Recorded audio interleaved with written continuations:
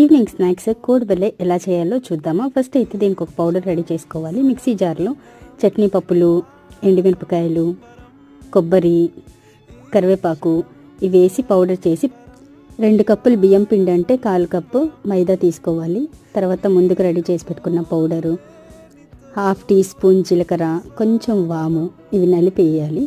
తర్వాత ఉప్పు ఇదేసి కాంచిన నూనె అయితే పోసుకొని అంతా ఒకసారి కలుపుకోవాలి. కలిపిన తర్వాత నీళ్ళు పోసుకుంటూ కొంచెం కొంచెం ఇలా ముద్దగా రెడీ చేసుకోవాలి. అయిన తర్వాత ఇలా చిన్న చిన్న ముద్దలు తీసుకొని ఇలా షేప్ చేసుకొని అన్నీ పక్కన పెట్టుకోవాలి. ఇది కొంచెం టైం ఎక్కువ పడుతుంది.